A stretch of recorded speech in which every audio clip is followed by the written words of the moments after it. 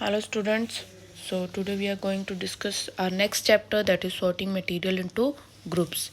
As in the picture you can see a girl is sorting the different items into different cardboards. So let's see what's in the chapter for us.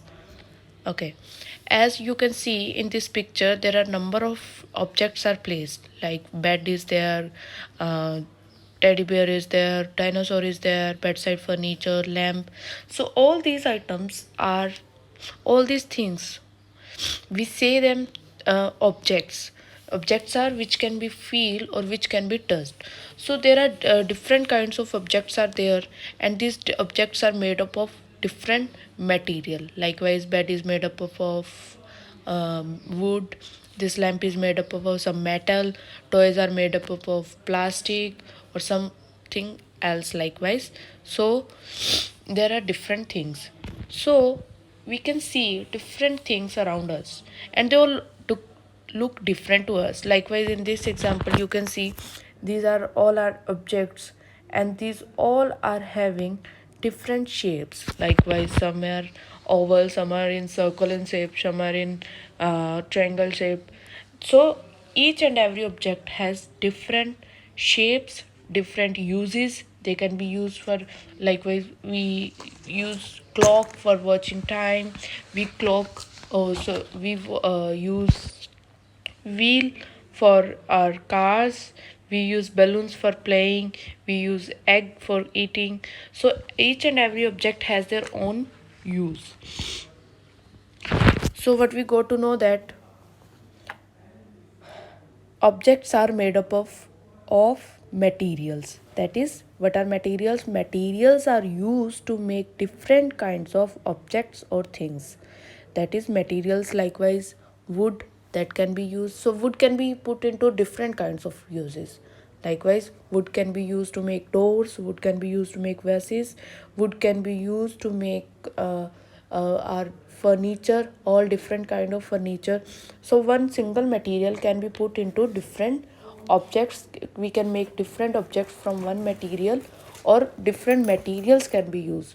Likewise, if we take an example of your pencil, the one you use daily, it is made up of wood, and that lead which we use to write is a combination of clay and a substance called graphite. Okay, so our book is made up of paper, ink, glue, and different kinds of thing. So there are different examples of different materials like wood, steel, clay, paint, rubber, paper, ink, etc. All these are materials, and these materials are used to make different types of objects. So same material can be used to make different kinds of objects. For example, steel is used to make knives, utensils, cars, buildings, bridges, etc. So steel is a material which is used to make different kinds of objects which are of different shape, and which all are having different uses. And same object can be made from different kinds of material also. Remember students, same material can be used to make different kinds of object, and same object can be made from different kinds of material. For example, a tumbler, it can be made up of glass. We can use we are having, if you see, we have glass tumbler also. We also have plastic tumblers, thermocol tumblers, disposable, which you say, those tumblers, ceramic or paper. So these all are different materials, and these all can be used to make one items. So several objects can be made from a combination of several materials. Likewise, your book, your pencil, and other different knives, bridges. So in bridges, not only steel is used, cement is also used, other materials like crusher or something like that, all are used. So different materials are used. So a combination of different materials are used to make different objects. So now, first of all, sorting them. We go to know about what are objects that can be touched or feel, or we go to know what are materials. The objects which are made up of those are called materials. Now sorting the materials, what are the uses of that? Suppose you are having a cardboard which is full of different types of things. Will you like that one? Or suppose you go into a mall or some shop where you find that all items are placed in a single place. Will you able to find whatever you want to buy? No. You always see that they are cleanly managed with each item in one stock. Likewise, some candies are placed in one rack and some chips are placed in another rack, so it will be easy for us to pick whatever item we want to buy. So these are the advantages of sorting the materials into groups. So now deciding materials. How materials are decided to make a particular object. That is, we also this is also a big question, that how one can decide that which object will be made up of which material. So basically it depends upon two things: what we want to use the object for and the properties of material. Likewise, we want to use the knife for cutting purposes, so we can't make that knife out of paper. We have to make that knife out of some strong material. So it depends on the use as well as the properties of the material.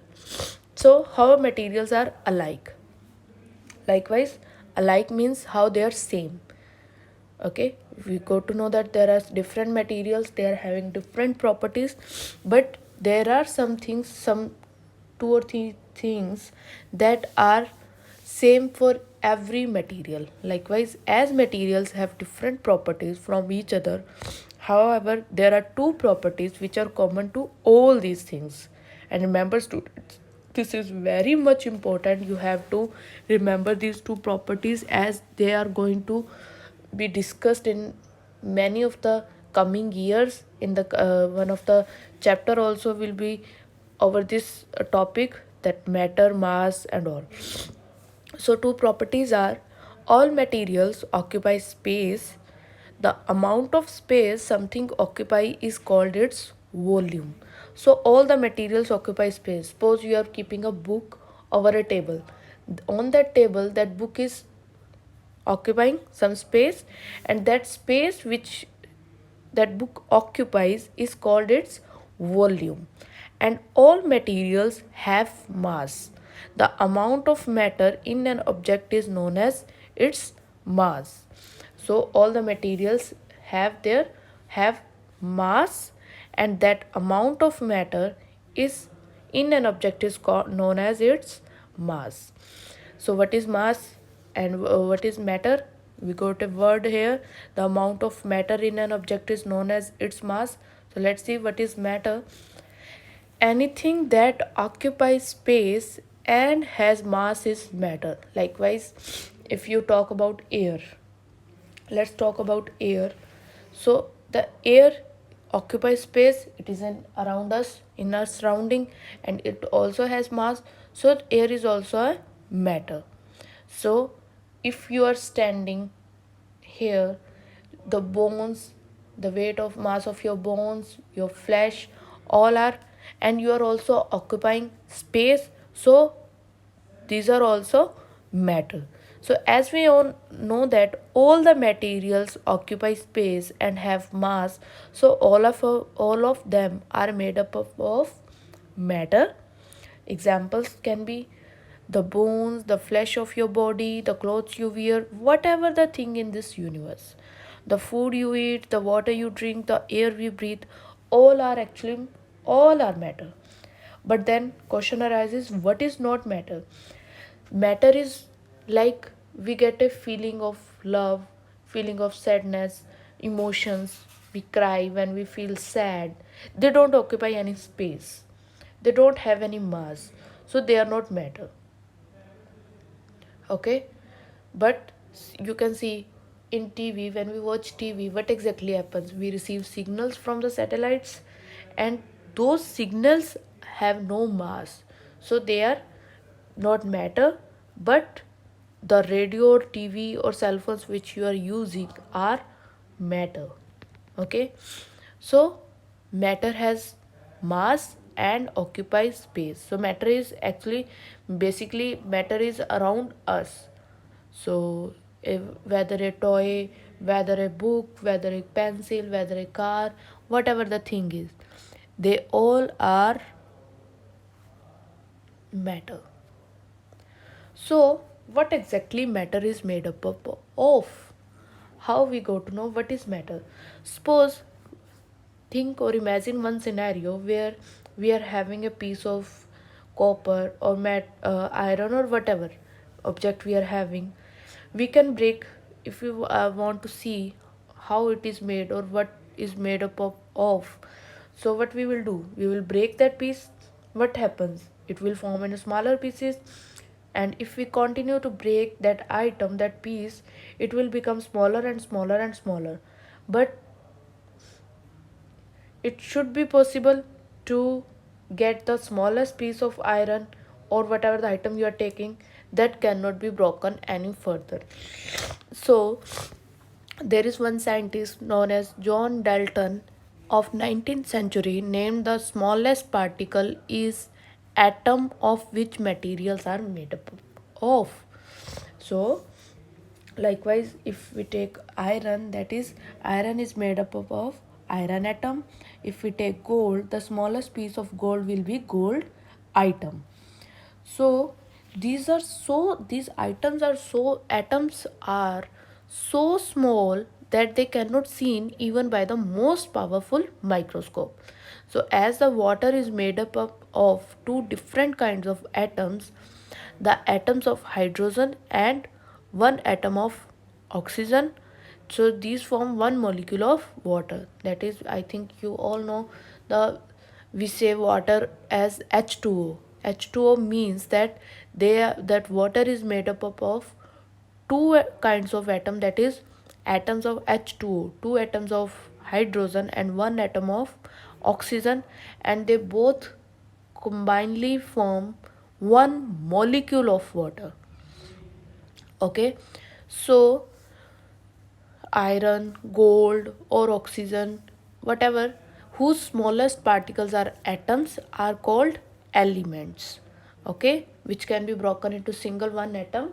Likewise, if we break water, we will get two atoms of hydrogen, one atom of oxygen. So we will say this is molecule. And if we break like iron, gold, or oxygen, what we will get, the smallest particle as atoms. So these are called elements. So substances such as water, which are made up of two or more elements, are called compounds. And so we got to know that elements are whose smallest particles are atoms, compounds are which are made up of two different kinds of atoms. Okay, so some common compounds and their composition, we can say that, first of all, let's take water. Water, hydrogen and oxygen. So water is made up of two elements that are called hydrogen and oxygen. Next is common salt, sodium and chlorine. The common salt which we used in our daily household works, that is, it is made up of two elements, that is sodium and chlorine. Sugar is made up of carbon, hydrogen, oxygen. Sand, silicon and oxygen. So this is how these are the compounds and these are the elements which make that compound. So there are some different points we get to know that we will discuss it later on, how atoms, molecules form elements and all. For this chapter we just know that what is atom, what is molecule, what is element and what is compound. So there are some points to note, that there are about 118 different elements, and out of which 92 are naturally occurring, and that is they occur in nature, and others that have been left have been made by the scientists in laboratory. So in total we are having 118 different elements. Okay, and 92 are naturally made and other 26 are laboratory made. So Some common examples are like hydrogen, oxygen, chlorine, zinc, helium, sodium, silicon. So these all are the different elements, examples of different elements. So what happens is atoms join together to make molecules. If we take the example of water, so the atoms of hydrogen and atoms of oxygen, they both join together to make molecules, that is compounds. So millions of different kinds of molecules can be made from these 118 different kinds of atoms. That is why we can see millions of compounds all around us. We can see common salt, sodiums, or water, or sugar. So all, what are these all? These are the combination of different kinds of molecules.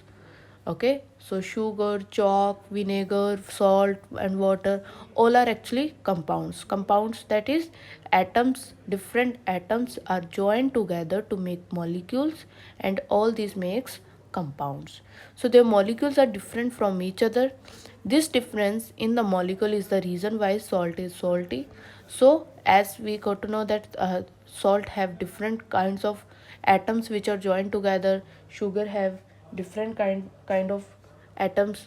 So this difference leads to the reason that salt is salty, sugar is sweet. So now let's move further, that is classification. So what is classification? We can classify, if we look around us, we can make a different kind of list, a proper list of the things we see, and we can put those things in that in classify form, like in groups. You can say that some are, if we take a look, some are living things, some are non-living things. So some are of different shapes, some are of different sizes, colors. They may be of different materials. They are made up of different materials or same materials. So there are number of millions of things exist. So it will be a much more difficult task to put all the things into a list. So what we see, that we will see in what ways we can classify those things. We can classify those things in which are different from each other, which are same in with each other. So we will see, we will classify, or we will group these items according to their properties. Likewise, if we go into a room, but we will see that bed, there are plants, different types of plants in the room we have kept for the air quality, and different bedside furnitures. So what we will do, we are gonna classify them, or we are gonna sort them into living and non-living groups. So on that behalf, we have an activity, that is we have to consider two groups, A and B. I have mentioned here, that is in group A it is human, neem tree, pea plant, duck, cockroach. In group B it is pen, cell phone, watch, book, and table. What we see that, first of all, what you're gonna notice in this group, that how these groups are made. But we will see that the group A has living things, group B has non-living things. So classification is grouping together with similar property is called classification. Now, in as you can see here, although living things share some common properties, but they are different from each other. Like human is different from neem plant, and neem tree is different from pea plant. Pea plant is different from duck. They all are having some different other kind of properties. So we can furtherly classify them into subgroups. Like if we are going to subgroup the group A, what we are going to do, we are going to subgroup them in humans, in plants, and animals. Plants and animals, and each of these can be further classified based on their certain properties. Like animals can be furtherly classified into insects, fish, amphibians, reptiles, birds, and mammals, for example. And then again each group furtherly can be classified in some other ways. So classification is not just confined to living things and non-living things. Non-living things can also be classified into different ways, like how they are made, what are their uses. Like pen has the different use than the cell phone, watch book has the different use than the table.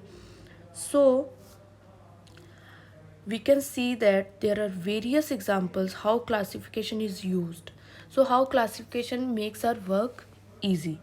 Suppose in the kitchen all the utensils are kept together, and so are all the species spices, sorry, spices.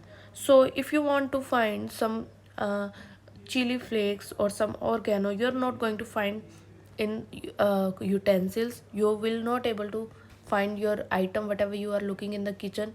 And if we sort those items in a proper way, like utensils are kept in racks, and spices and all your chili flakes and all are kept in the shelf, that is where spices are stored. So what you will do, you will just go take the thing whatever you want from the spices rack and come back.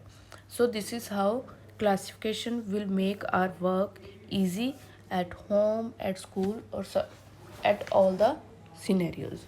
So this is all for classification. So thank you student, this is all for classification and matter. Please go through this video. Thank you.